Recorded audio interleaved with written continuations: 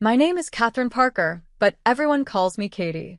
I'm 27 years old, and I never expected to come home early from my business trip to find my entire life being packed away in cardboard boxes. My parents looked up at me with those familiar smiles that always mask their control. Mom held my childhood teddy bear in one hand and a lease agreement in the other. Dad froze mid-tape, a flash of guilt crossing his face. Somehow, they decided to help me move into a studio apartment I'd never even seen. If you've ever felt your independence slipping through your fingers, stick around. Before I dive into this nightmare, drop a comment letting me know where you're watching from, hit that like button, and subscribe to join our little family here, one hopefully healthier than mine turned out to be. I'd worked incredibly hard to build my career in marketing. After graduating at the top of my class from Northwestern with a degree in business and marketing, I landed an entry-level position at Meridian Partners, one of the most prestigious marketing firms in Chicago. For 5 years, I poured everything into my work, late nights, weekends, whatever it took to climb the ladder. Just last month, all that effort paid off when I was promoted to senior marketing specialist with my own team and client portfolio. Despite my professional success, my living situation wasn't quite what you'd expect for someone my age. I lived in my parents' guest house on their sprawling suburban property in Northbrook, about 30 minutes outside Chicago. It wasn't that I couldn't afford my own place. I absolutely could. The arrangement started as a temporary solution after college while I paid down student loans, but somehow 3 months turned into 5 years. I paid rent, insisting on it actually, and maintained my independence as much as possible.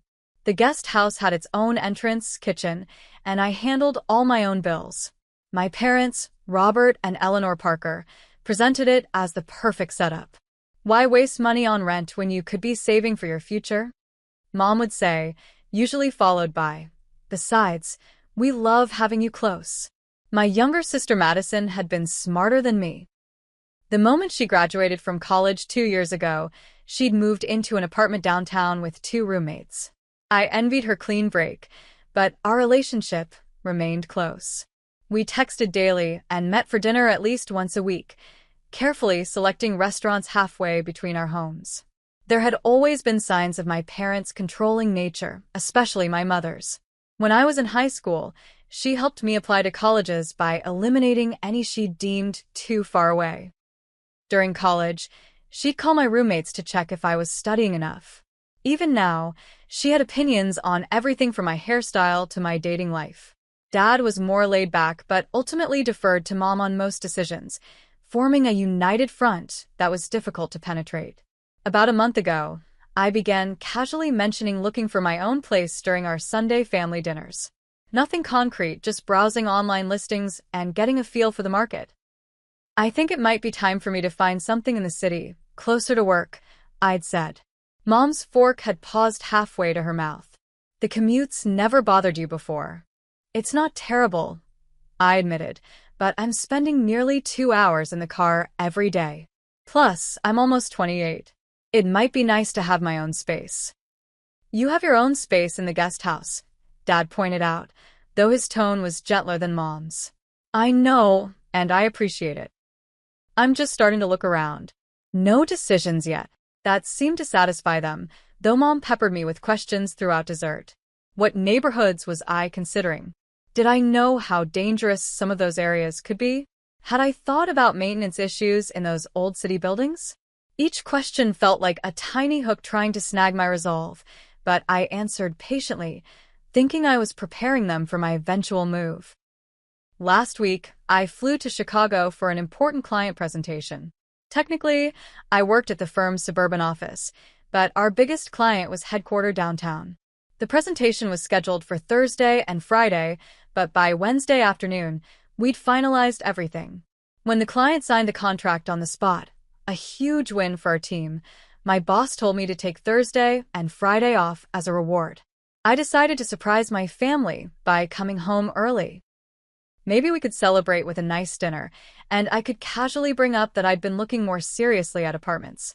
I even had a showing scheduled for Saturday in a neighborhood I really liked. As I turned my car into our long driveway on Wednesday evening, I noticed an unfamiliar vehicle parked behind my dad's SUV. It took me a moment to recognize it as my Aunt Sylvia's sedan. Mom's older sister lived about 45 minutes away and rarely visited without advance planning for some special occasion. My first real indication that something was wrong came when I spotted several large boxes stacked near the front door of the main house. They were labeled in my mother's neat handwriting: Katie, Kitchen, and Katie, Books. A cold feeling settled in my stomach as I parked and walked toward the house, my wheeled suitcase bumping along behind me. Through the front window, I could see movement, people going back and forth carrying things. I heard hushed voices from inside, my mother's rising occasionally to give directions. What I couldn't understand was why they were packing up my things, and why they were doing it now without telling me. I pushed open the front door, the familiar creak announcing my arrival before I could say anything. The activity inside froze.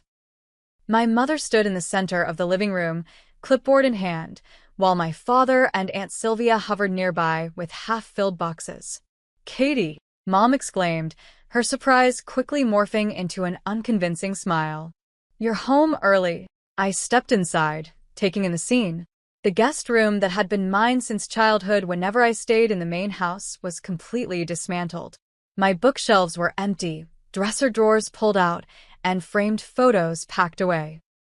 Even more disturbing, there were boxes labeled with items from the guest house, my actual living space. "What's going on?" I asked, my voice barely above a whisper. Mom beamed at me like this was the most natural thing in the world. "Surprise. "We found you the perfect apartment. Isn't that wonderful?" Dad at least had the decency to look uncomfortable, shifting his weight from one foot to the other. Aunt Sylvia became intensely interested in folding a sweater that had already been folded. "You what?" I managed, still frozen in the doorway. Mom bustled over to the coffee table and picked up a stack of papers, thrusting them toward me triumphantly. "It's a darling studio in Oakbrook, just 5 minutes from Sylvia's place. We've already put down the deposit, and they're holding it for you to move in this weekend." I took the papers mechanically, staring at a lease agreement with my name typed in the tenant space, a lease I had never seen before, let alone signed. Attached was a photo of a tiny studio apartment, maybe 500 square feet, with a kitchenette in one corner and barely enough room for a bed. "This weekend?" I repeated, my brain struggling to catch up. "But I didn't ask you to find me an apartment." "Well, you mentioned wanting your own place," Dad said, finally speaking up. "Your mother thought it would be nice to help you get started." "Help me?" I looked around at the boxes, the dismantled room, the invasion of my space and privacy. By packing up all my things without asking me? By signing a lease for an apartment I've never even seen? Mom waved away my concerns. "Oh, Katie, don't be dramatic. We know you've been busy with work. This way, everything's taken care of. The studio is perfect for a single young woman, and you'll be close to family. Sylvia can check in on you." The implications of that statement weren't lost on me. At 27 years old, with a successful career and living independently for years, my mother still thought I needed someone to check in on me. "I don't want to live in Oakbrook," I said, my voice growing firmer. "If I move, I want to be closer to downtown, near work." "Downtown?" Mom scoffed. "Those apartments are ridiculously overpriced, and the neighborhoods aren't safe. This studio is in a lovely, quiet area." "That's not your decision to make," I said, feeling anger rising to replace my shock. "I can choose where I want to live." "Katie," Mom said in that condescending tone I knew all too well, "we're just trying to help. You've been talking about moving out, but you haven't actually done anything about it." "I've been looking at places," I said. "I have a showing scheduled for Saturday." "Well, now you don't need it," she replied brightly. "Everything's arranged. The movers are coming Saturday morning. Sylvia and I have already measured for curtains." I walked further into the room, noticing with growing horror the extent of their invasion. On the dining table sat stacks of my personal items, photo albums, journals, even a box of letters from my college boyfriend that I'd kept in my bedside drawer. "How did you get all this stuff from the guest house?" I demanded, my voice rising. "That's my private space." Dad at least had the grace to look embarrassed. Your mother thought it would be more efficient to start packing while you were away. You went through my things? All of my things. The violation felt physical, like a punch to the stomach. How did you even get in? We have keys, Catherine, Mom said, her tone suggesting I was being unreasonable. It's our property, after all. I pay rent, I shot back. I have tenant rights. You can't just enter whenever you want. Don't be ridiculous, Mom dismissed. We're family, not some landlord-tenant arrangement. I spotted my diary from last year among the items they'd packed, a journal where I'd written my most private thoughts, including frustrations about my parents' controlling behavior. The thought of my mother reading those pages made me feel physically ill. Stop, I said firmly. Stop packing. This ends now. Katie, Mom began, her tone turning defensive, after everything we've done for you. Eleanor, Dad interrupted, putting a hand on her arm. Maybe we should have discussed this with Katie first. There's nothing to discuss, Mom insisted. The deposit's paid. The lease is signed. This is happening. Aunt Sylvia, who had been silent until now, quietly set down the sweater she'd been pretending to fold. I think I should give you all some space to talk, she murmured, but continued packing even as she said it. I moved to the table and picked at my journal, clutching it protectively. Did you read this? I asked Mom, my voice shaking. Her slight hesitation told me everything I needed to know. How could you? I whispered. I needed to understand what you've been thinking, she justified. You've been so secretive lately, always on your computer, barely talking during Sunday dinners. The realization hit me like a wave. My computer, did you go through that too? Another telling hesitation. You did, didn't you? That's how you knew I was looking at apartments. You invaded my privacy completely. I saw those awful downtown listings you were looking at, Mom admitted without a hint of remorse. Ridiculously overpriced and in such questionable areas. I knew we had to step in before you made a terrible mistake. The depth of the violation was still sinking in. My parents hadn't just packed my things, they'd systematically invaded every private aspect of my life to maintain control over my decisions. How did you even know I'd be away until Friday? I asked suddenly. I never told you my exact schedule. Dad looked away, but Mom lifted her chin defiantly. I called your office as your emergency contact. That new assistant of yours was very helpful. You posed as me? I was aghast. That's completely inappropriate. It was necessary, Mom insisted. Otherwise, we wouldn't have had enough time to arrange everything. I looked at my father, hoping to find an ally, but he just shrugged helplessly. Your mother thought it would be a nice surprise, he offered weakly. The patterns of my entire life flashed before me. College applications mysteriously lost for schools more than 3 hours away, a scholarship opportunity my mother forgot to tell me about until after the deadline, boyfriends subtly criticized until I began to doubt the relationships myself. Even my career choice had been influenced by their constant comments about the stability of marketing compared to my original interest in photography. I reached for my phone to call Madison, needing someone sane to talk to, only to be sent straight to voicemail. Perfect timing for her phone to be off. Catherine, Mom said, using my full name as she always did when laying down the law. I know you're upset, but you're overreacting. This is for your own good. My own good, I repeated incredulously. How is violating my privacy and making decisions about my life without my input for my own good? You're not thinking clearly about this, she continued. The studio is perfect for a single woman. You don't need all that space you were looking at downtown. That's not for you to decide. Well, someone needs to make sensible decisions here, she snapped, her facade of helpfulness finally cracking. You clearly aren't ready to make these choices on your own. The implication that at 27, with a successful career and independent life, I somehow wasn't capable of choosing my own apartment was the final straw. Put everything back, I demanded. Now. I'm not moving into that studio. It's too late, Mom replied coldly. The deposit is non-refundable.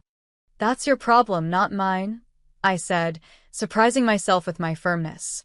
I never asked you to do any of this. After all we've done for you, she began, her voice rising, this is the thanks we get.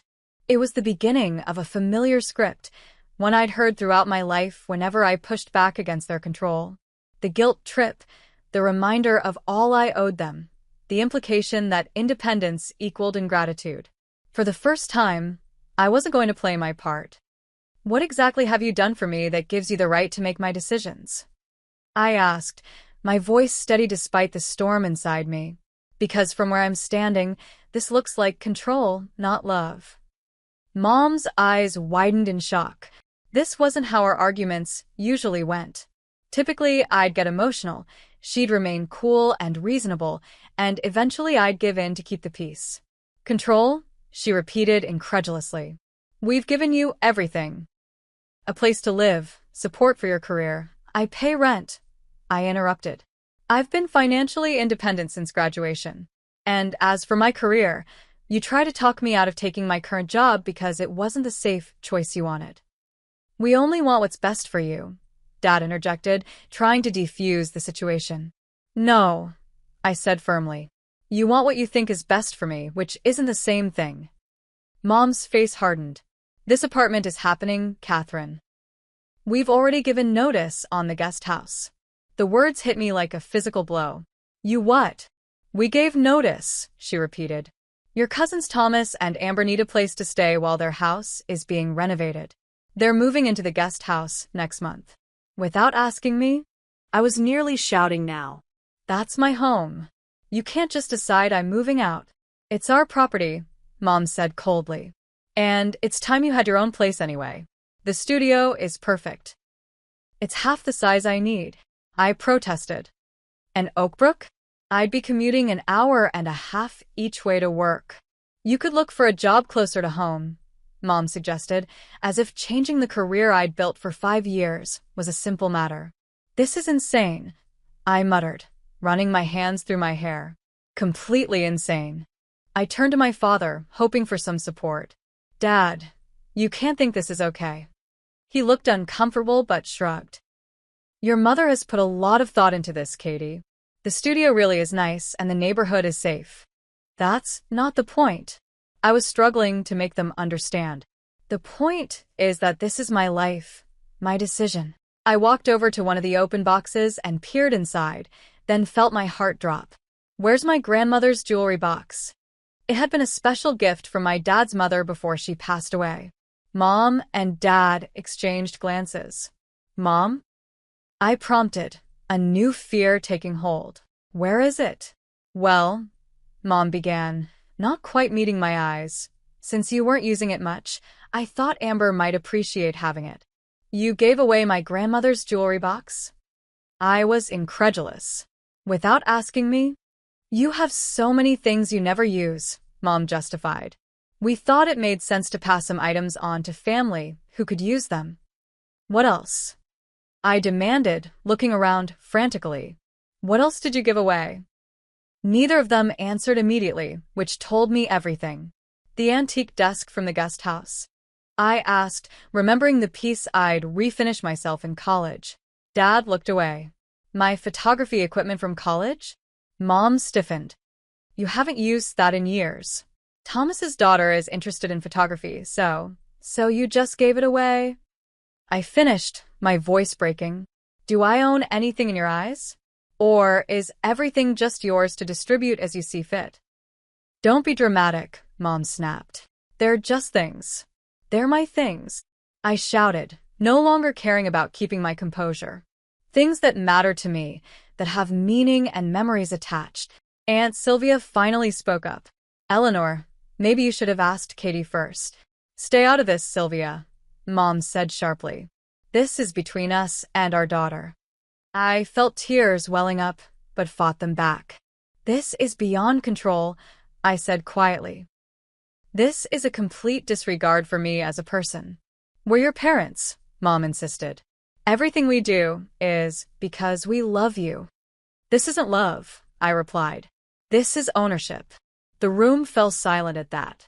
Even my mother seemed momentarily stunned. Dad was the first to speak. Katie, that's not fair. Not fair.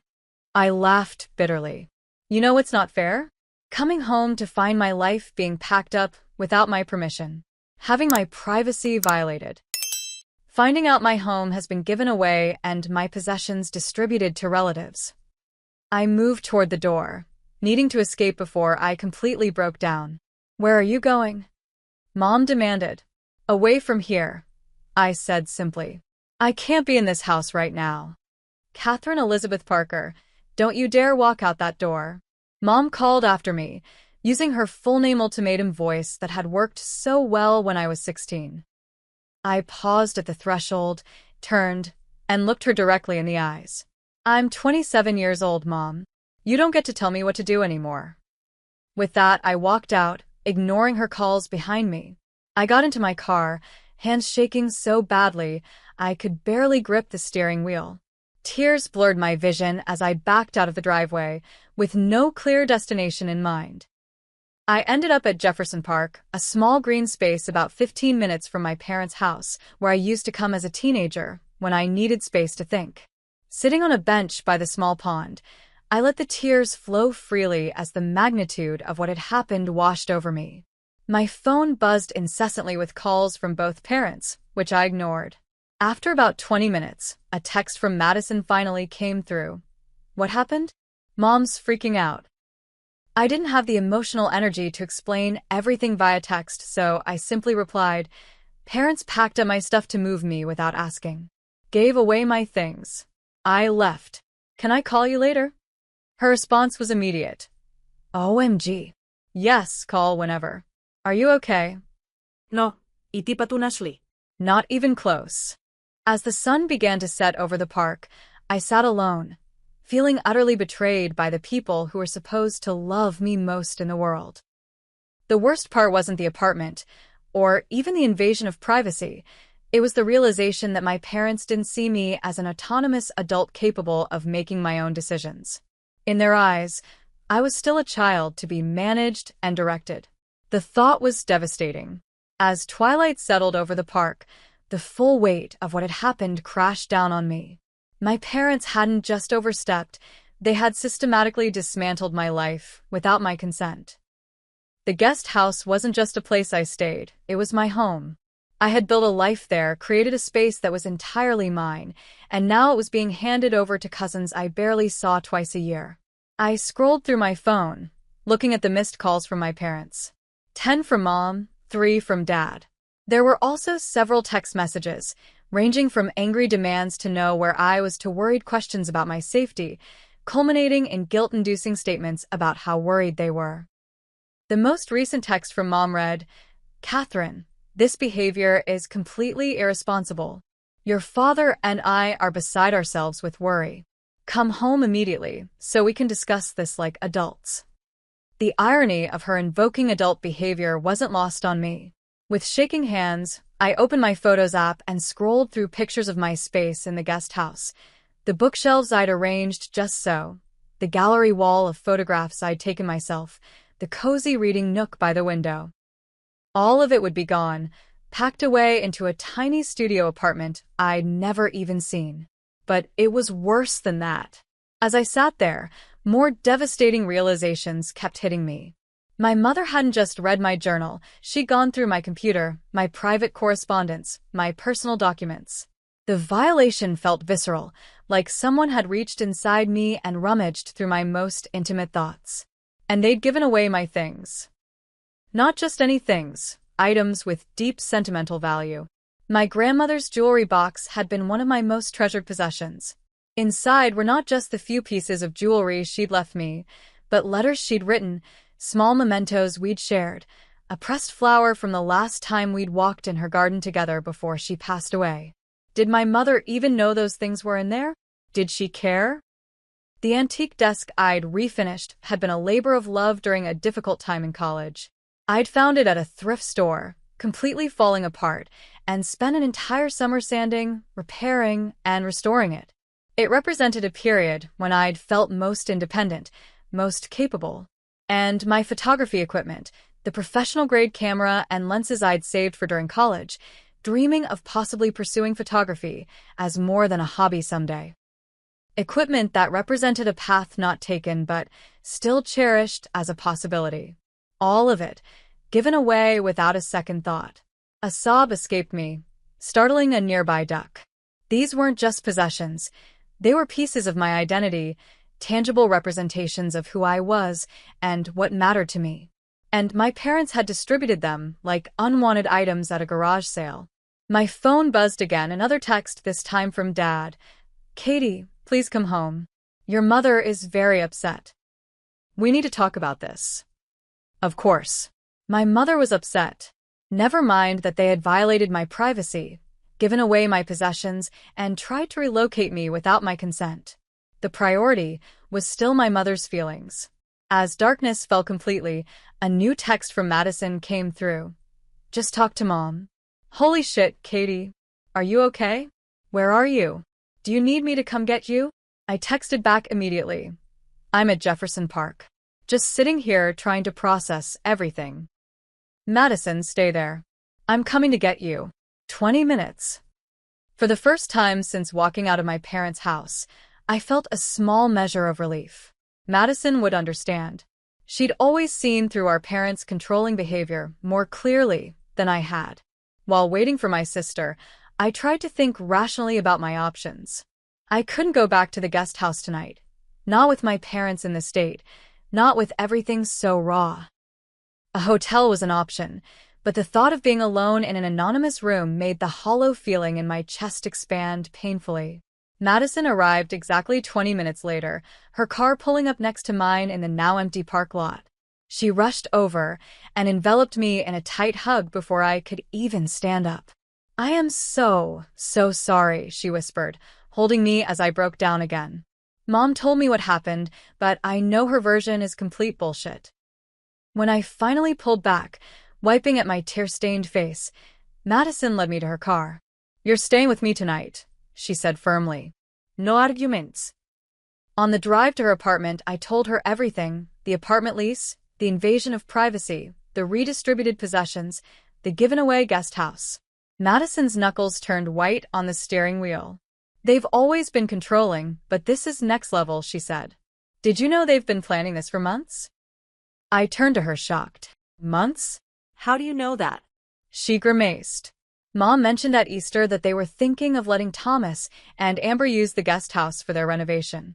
I assumed they discussed it with you." "Easter was 2 months ago," I said numbly. "They've been planning to kick me out for 2 months without saying a word?" "I'm so sorry, Katie. I should have asked if you knew." We rode in silence for a few minutes before Madison spoke again. "You know you can stay with me as long as you need, right? The couch pulls out, and it's actually pretty comfortable." "Thanks," I said gratefully. "I just need a few days to figure things out." But as we arrived at her small one-bedroom apartment, another horrible thought struck me. My work clothes, my laptop, everything I need is still at the house. Madison's expression hardened. "We'll deal with that tomorrow. Right now, you need to rest." That night, lying on Madison's pull-out couch, sleep eluded me. My mind kept replaying every moment of the confrontation, every violation, every dismissal of my feelings and autonomy. By dawn, I'd come to a devastating conclusion.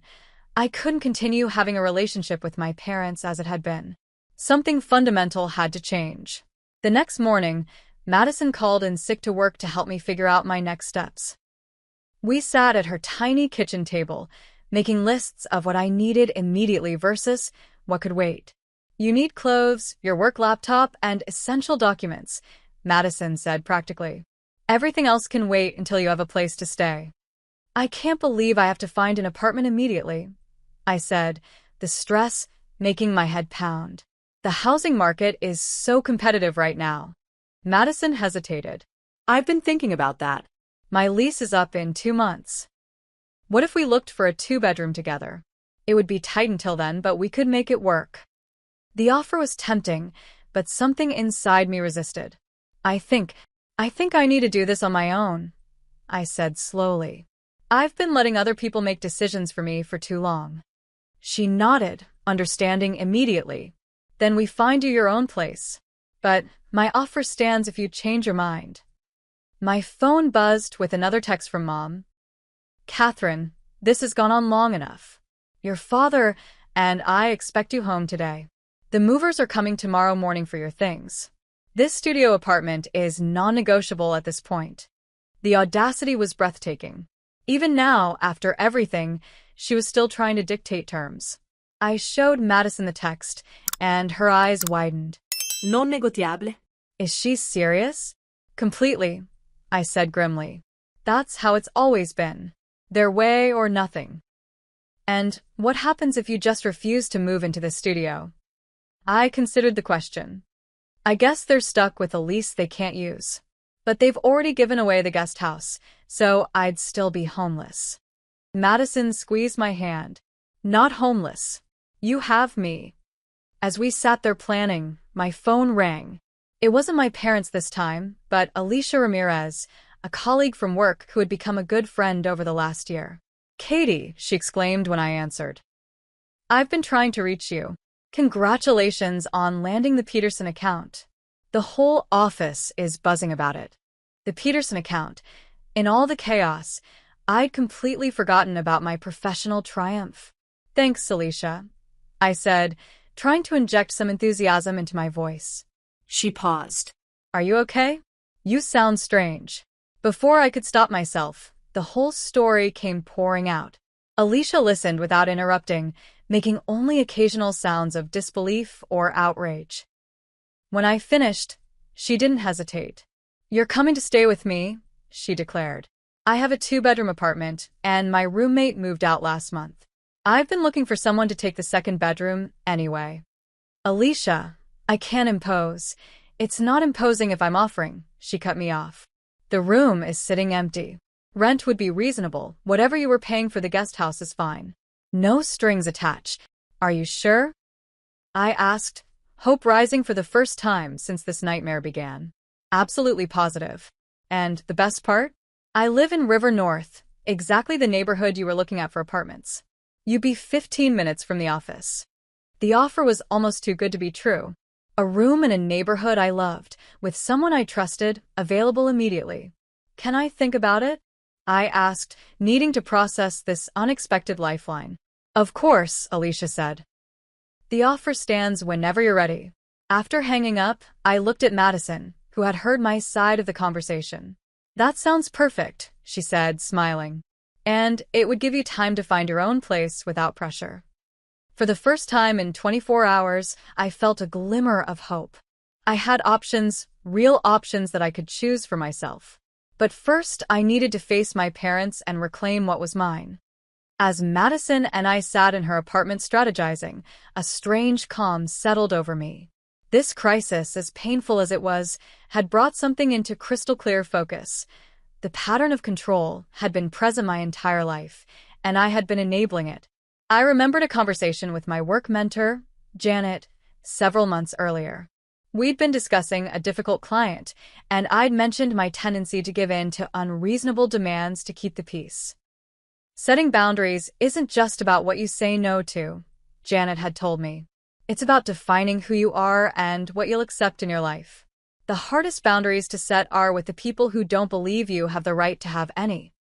At the time, I'd thought she was just talking about client relationships. Now I realized how profoundly her words applied to my family situation. This is my breaking point, I said aloud to Madison. I can't keep living like this.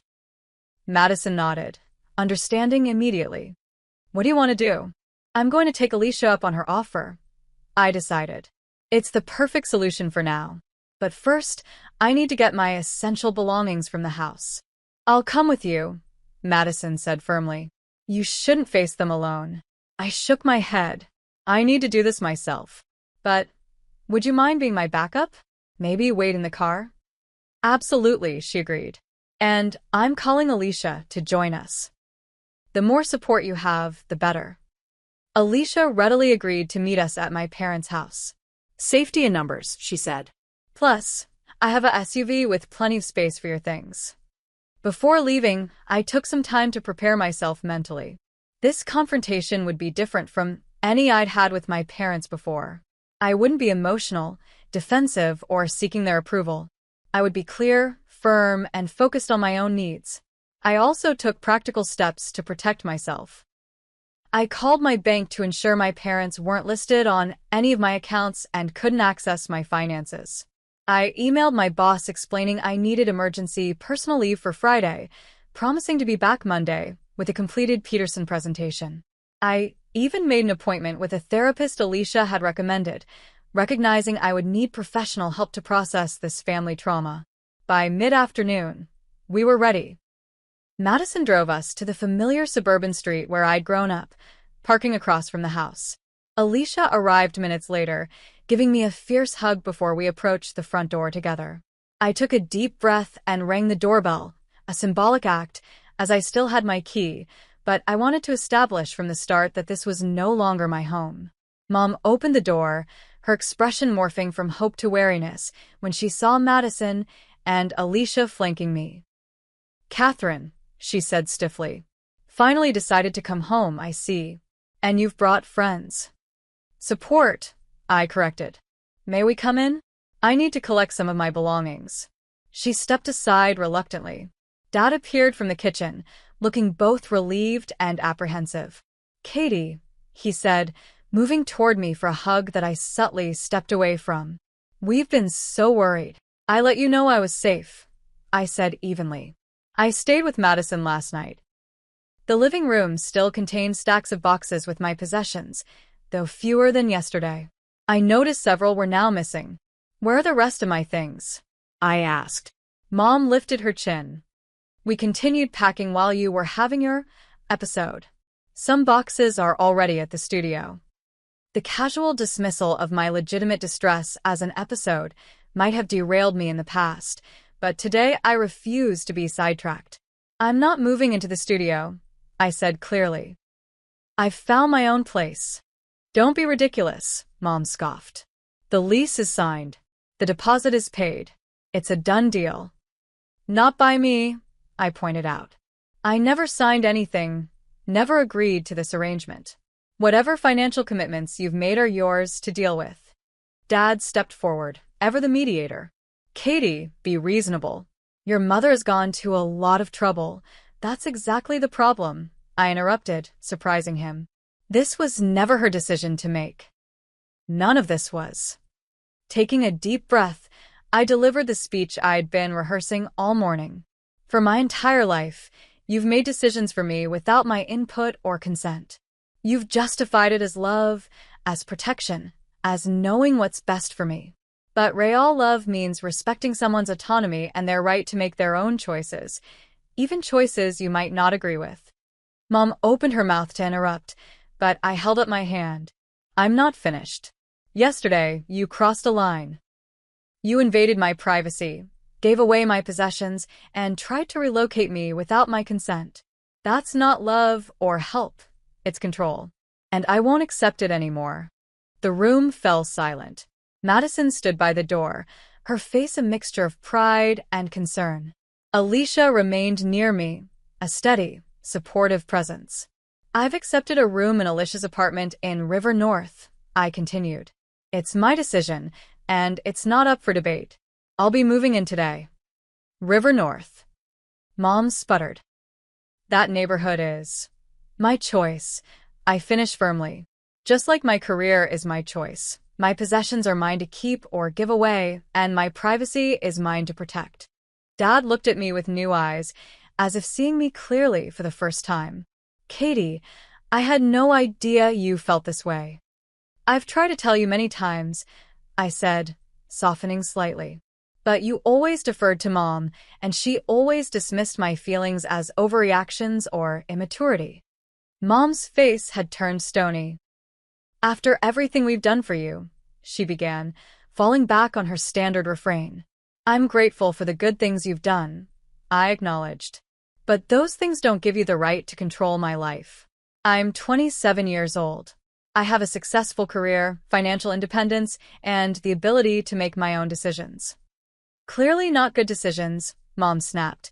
"If you think moving to River North is sensible, that's for me to determine," I replied evenly. "Not you."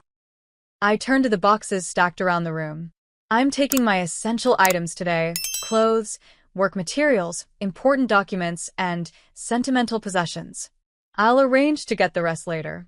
And what about the studio apartment? Mom demanded. We're on the hook for that lease. As I said, that's your responsibility. You signed it, not me. For perhaps the first time in my life, I saw my mother speechless. Dad looked between us, clearly torn. Robert, Mom finally said, turning to him for support. Tell her she can't do this. Dad hesitated, then surprised us all. Actually, Eleanor, I think she can. And maybe she should. Mom stared at him in shock. What are you saying? I'm saying we went too far, he admitted quietly. We shouldn't have gone through her things, signed a lease without her knowledge, or given away her possessions.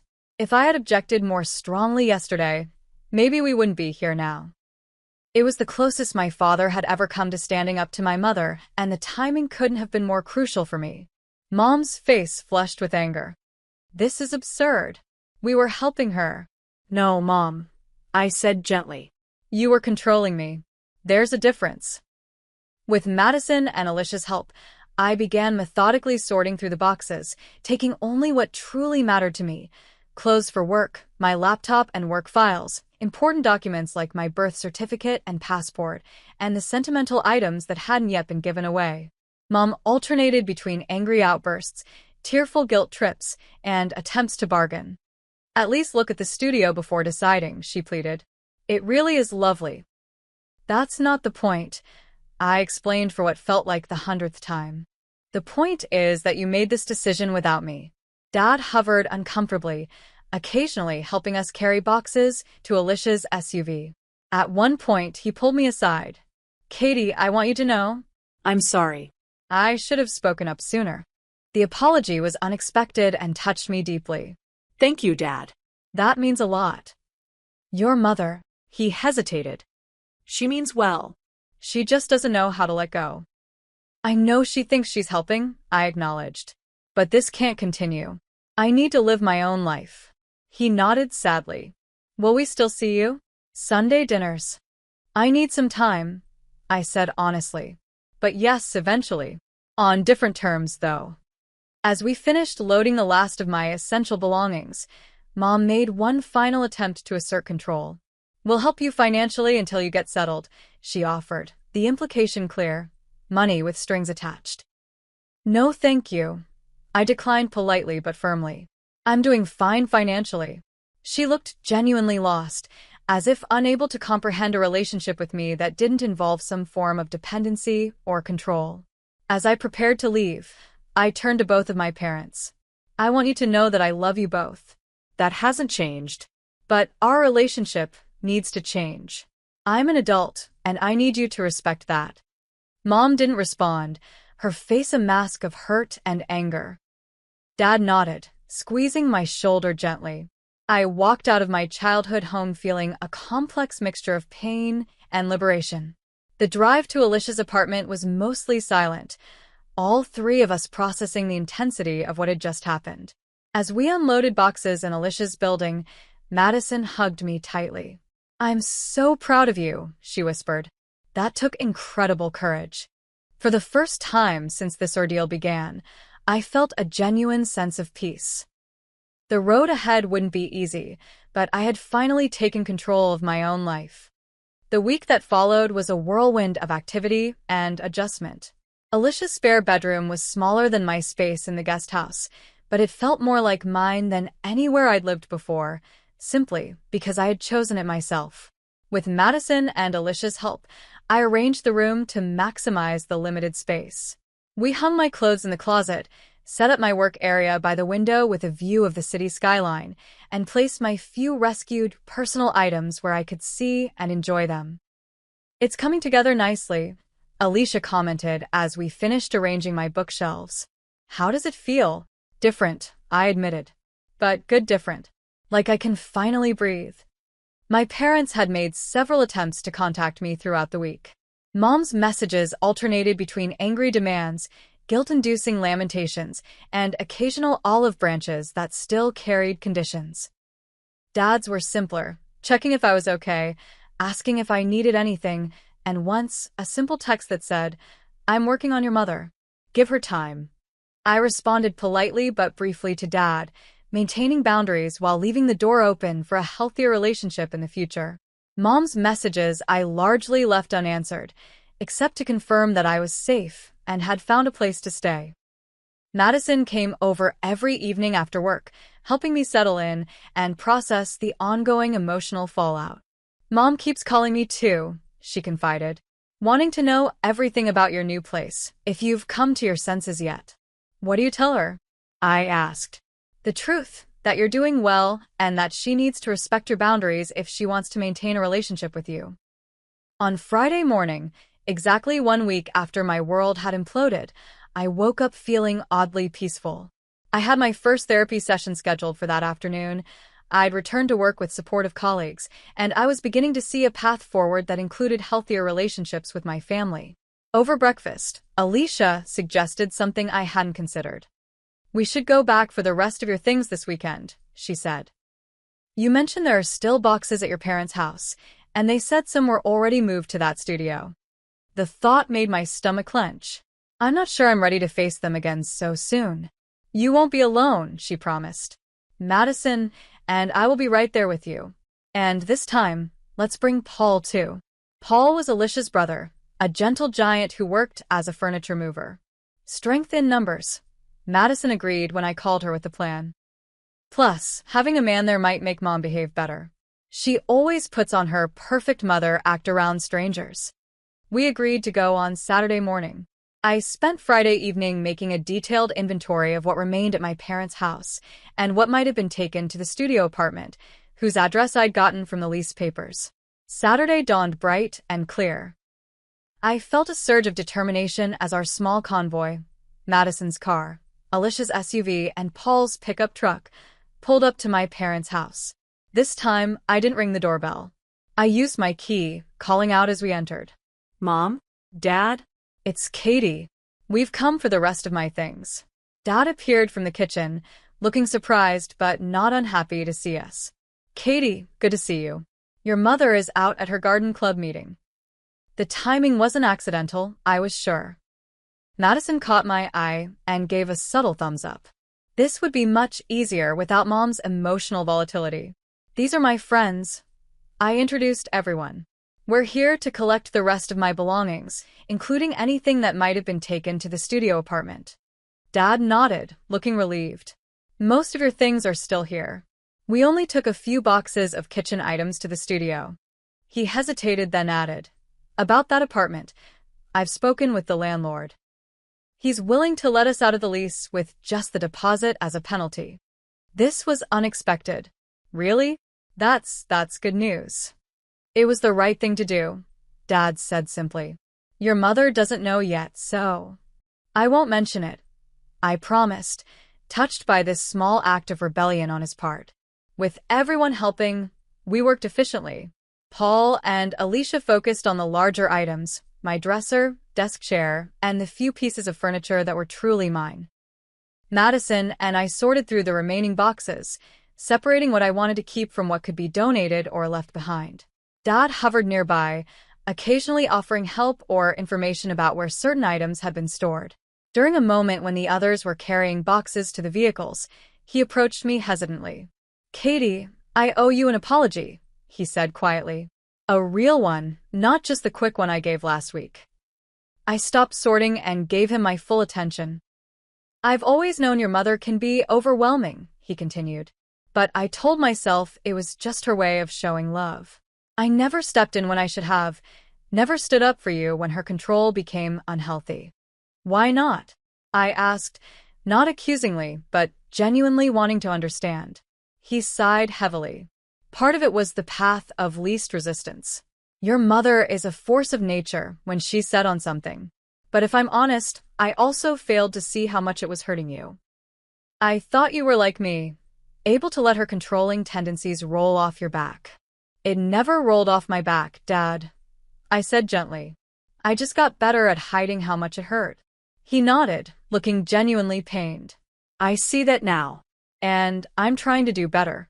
I've suggested we both see a counselor to work on healthier relationships with you and Madison. This was so unexpected that I momentarily couldn't speak. Mom agreed to counseling? I finally managed. Not yet, he admitted. But I'm not giving up. Seeing you walk out last week, it was a wake-up call. I don't want to lose my daughter, because we couldn't respect her as an adult. Impulsively, I hugged him, the first real contact we'd had since this whole ordeal began. Thank you, Dad. That means a lot. By early afternoon, we had retrieved everything that mattered to me, including making a trip to the studio apartment to collect the few boxes that had been delivered there. I was surprised by how small and cramped the studio actually was, confirming my instinct that it would have been completely wrong for me. As we finished loading the last items into Paul's truck, Dad handed me a small wooden box I didn't recognize. "What's this?" I asked, opening it to find my grandmother's jewelry box inside, along with all its contents. "I tracked it down from Amber," he explained. "Told her there had been a misunderstanding. The desk and photography equipment are being returned too. I can have them delivered to your new place when they arrive." Tears sprang to my eyes. "Thank you," I whispered, clutching the box to my chest. As we prepared to leave, Dad asked hesitantly, "Would it be okay if I called you sometime? Just to check in?" "I'd like that," I said sincerely. "Maybe we could have lunch next week? Just us." His face brightened. "I'd like that very much." We had just finished loading the vehicles when another car pulled into the driveway. My mother emerged, her expression darkening as she took in the scene, the loaded vehicles, my friends, and me clearly in the process of removing my remaining possessions. "What's going on here?" she demanded, approaching rapidly. "Robert, what have you allowed?" Before Dad could respond, I stepped forward, keeping my voice calm and even. "Hello, Mom. I came to collect the rest of my things." "Without even calling first?" she said indignantly. "This is still our home, Catherine." "I know," I acknowledged. "And I appreciate Dad helping us today." She looked at the loaded vehicles, her expression a mixture of anger and something that might have been fear. "So, this is really happening? You're really leaving?" "I already left last week," I reminded her gently. "Today I'm just collecting my belongings." She turned to Dad accusingly. "And you helped her? Behind my back?" Dad straightened his shoulders in a way I'd rarely seen. "It's her property, Eleanor. She has every right to it." Mom's eyes widened at this uncharacteristic defiance. She turned back to me, her voice taking on the wounded tone I knew so well. "After everything we've done for you, this is how you repay us? Sneaking in while I'm out, turning your father against me?" In the past, this approach would have worked. I would have felt guilty, defensive, eager to smooth things over. But therapy, even just one session, had helped me see this dynamic more clearly. "Mom, this isn't about repayment or taking sides," I said calmly. "It's about me making my own decisions as an adult. I love you, but I need you to respect my boundaries." "Boundaries?" she repeated as if it were a foreign word. "We're your parents." "Yes, you are. And I'll always be your daughter. But I'm also an adult with the right to make my own choices." She looked at me as if seeing a stranger. Perhaps, in a way, she was. The daughter she'd always been able to control was gone, replaced by someone who could stand firmly in her own power. "We're leaving now," I said, gesturing to my friends who had been watching this exchange tensely. "Dad has my new address if you'd like to send mail. And when you're ready to talk, really talk without trying to control the outcome, I'd be happy to hear from you." With that, I walked to Madison's car and got in, watching through the window as Dad put his arm around Mom's rigid shoulders. As we drove away, I felt no triumph or vindication, only a mix of sadness and hope. The relationship wasn't over, but it was fundamentally changed. And that change, painful as it was, had been necessary for my own well-being. "You okay?" Madison asked as we merged onto the highway. I considered the question carefully. "Not completely," I said honestly. "But I will be." 1 month after moving into Alicia's apartment, I stood in my new room, marveling at the transformation. The space had become truly mine in ways my room in the guest house never had been. I'd painted one wall a bold teal color that Mom would have hated, hung art that spoke to me rather than matching the decor, and arranged my books by genre instead of size and color as Mom had always insisted. "It looks amazing in here," Alicia commented, leaning against the doorframe. "I barely recognize it as the same room." "Thanks for letting me make changes," I said gratefully. "And for everything else." Living with Alicia had been a revelation. She respected my privacy, never entered my room without permission, and treated me as an equal partner in household decisions. These shouldn't have been remarkable things, but after a lifetime of subtle control, they felt revolutionary. Work had become a sanctuary, too.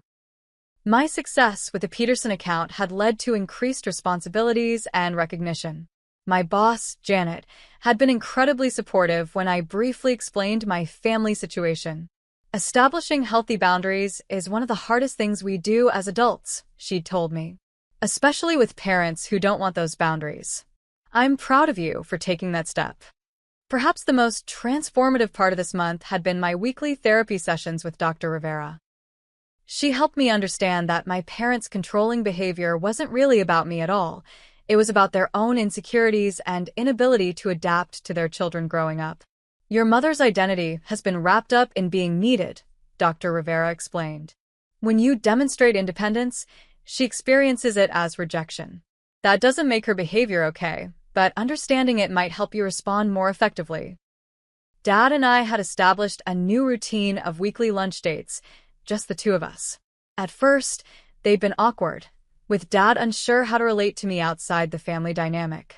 But gradually, we were building a relationship based on mutual respect rather than parental authority. Mom was struggling more with the new reality. She'd called several times, each conversation a mixture of guilt trips, passive-aggressive comments, and occasional genuine questions about my life. I maintained firm boundaries, ending calls when she became manipulative and expressing appreciation when she made efforts to respect my autonomy. Madison had become my strongest ally, visiting my new place often and helping me navigate the evolving family dynamics. "Mom actually asked me yesterday what kind of apartment you have," she reported during one visit. "Not to criticize, but because she wants to send you a housewarming gift." "Really?" I was skeptical but hopeful. "Really?" I think seeing Dad stand up to her was a shock to her system. She's realizing she might lose both of us if she doesn't adjust. By the 3-month mark, I had found my own apartment, a 1-bedroom in the same neighborhood as Alicia's place. It was smaller than the guest house, but entirely mine. The day I signed the lease was one of the proudest moments of my life. "Are you sure you don't want me to help with the deposit?" Dad had offered when I told him about the apartment. "I appreciate the offer," I'd said sincerely, "but I need to do this on my own." He nodded, understanding in a way he might not have before. "I'm proud of you, Katie. Really proud." Moving day arrived in early autumn. Alicia, Madison, Paul, and several other friends formed a volunteer moving crew, turning what could have been a stressful day into something joyful. As we carried the last box into my new place, my phone rang, Mom calling. "Should I get that?" Madison asked, seeing me hesitate. I took a deep breath. "No, I've got it." "Hello, Mom," I answered, stepping onto my small balcony for privacy. "Catherine," she began formally, then softened. "Katie, your father tells me today is moving day." "That's right," I confirmed. "We just finished bringing in the last of my things." A pause. "Is it a nice place?" The question seemed genuinely interested rather than judgmental. "Yes, it is. 1 bedroom, good light, walking distance to work." Another pause. "I'd like to see it sometime, if that would be all right with you." The request, phrased as a request, not a demand, represented significant progress. "I'd like that," I said cautiously. "Maybe in a couple of weeks, once I'm settled?" "That would be fine," she agreed, sounding almost relieved. I have something for you. A housewarming gift. Nothing big, just something I thought you might like." "Thank you, Mom. That's thoughtful." We spoke for a few more minutes, the conversation less strained than any we'd had since the blow-up. As I hung up, I felt a glimmer of hope that perhaps, with time and continued boundaries, we might build a healthier relationship. 6 months after the day I'd walked in on my parents packing my belongings, my life had transformed completely. My new apartment felt like home in a way no place ever had before. My career continued to flourish. I'd received another promotion and was now managing my own small team. I'd even started dating again on my own terms, seeing a kind architect named Ethan whom I'd met through a work event. The holidays approached, bringing their own challenges and opportunities for growth. For the first time, I decided to host Thanksgiving in my apartment instead of automatically going to my parents' house. "Are you sure?" Madison asked when I proposed the idea. "Your place is great, but it's not exactly designed for big family dinners." "It'll be cozy," I insisted, "and important for everyone to see this as my home, not just a temporary stopping place until I come to my senses and move back to the suburbs." To my surprise, Mom didn't resist the idea. "We'll bring the pumpkin pies," she offered. "Your father's making his special cranberry sauce too." When Thanksgiving arrived, I felt a strange mix of nerves and excitement as I prepared my apartment. I'd bought a small dining table that just barely fit in my living area, supplemented with folding chairs borrowed from friends. The kitchen was tiny, but I'd carefully planned a menu I could manage in the limited space. When my parents arrived, Mom hovered at the threshold for a moment, taking in the space with curious eyes. "It's lovely, Katie," she said finally, and I could tell she meant it. "You've made it very much your own." The meal wasn't perfect. The turkey was slightly overdone, and we had to use the coffee table as a sideboard for extra dishes. But it was authentic in a way family gatherings had never been before. Dad told jokes. Madison brought her new boyfriend. And Mom actually asked questions about my life instead of offering unsolicited advice. As we finished dessert, Mom cleared her throat nervously. "I have something to say," she announced, looking directly at me. "I've been seeing a therapist at your father's suggestion. It's been enlightening." The table fell silent. This was unexpected. "I'm beginning to understand that my need to control came from fear," she continued. "Fear of you girls making mistakes. Fear of not being needed anymore. Fear of losing my purpose as a mother." She took a shaky breath. "It doesn't excuse how I behaved, but I'm working on it. And I want to thank you, Katie, for having the courage to set boundaries that I should have respected all along." Tears sprang to my eyes as I reached across the table to squeeze her hand. "Thank you for telling me that, Mom. It means a lot." The road to healing wasn't straight or simple. There were still difficult moments, times when Mom slipped into old patterns, or when I reacted with ingrained defensiveness. But there was progress, real progress, built on honest communication and mutual respect. As I reflect on the journey of these past 6 months, I'm struck by how a crisis that felt like the end of something important became the beginning of something better. The day I walked in to find my parents packing my belongings wasn't just about an apartment or possessions. It was about who had the right to make decisions about my life. I learned that being controlled isn't the same as being loved. That independence isn't just about where you live, but about having the freedom to make your own choices, and sometimes your own mistakes. That family relationships can evolve and heal, even after profound breaches of trust. Most importantly, I discovered a strength in myself I hadn't known existed, the courage to stand firm in my own truth, even when facing the people whose approval I'd sought my entire life. The journey isn't over. Healing rarely follows a neat timeline, and old patterns can resurface in moments of stress. But I face the future with a new sense of confidence and clarity. My life is my own now, my decisions made on my terms, my home a true reflection of who I am rather than who someone else thinks I should be. Sometimes the most valuable thing we can lose is the need for others' approval. And sometimes the most important boundaries aren't the ones we set with others, but the ones we set for ourselves, deciding what we will and won't accept in our lives, regardless of how much we love the people on the other side of those boundaries. Have you ever had to set difficult boundaries with people you love? How did you find the courage to stand up for yourself when it mattered most? I'd love to hear your stories in the comments below.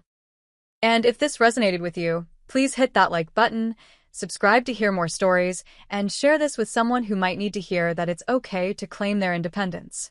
Thank you for listening to my journey, and remember, The hardest paths often lead to the most beautiful destinations.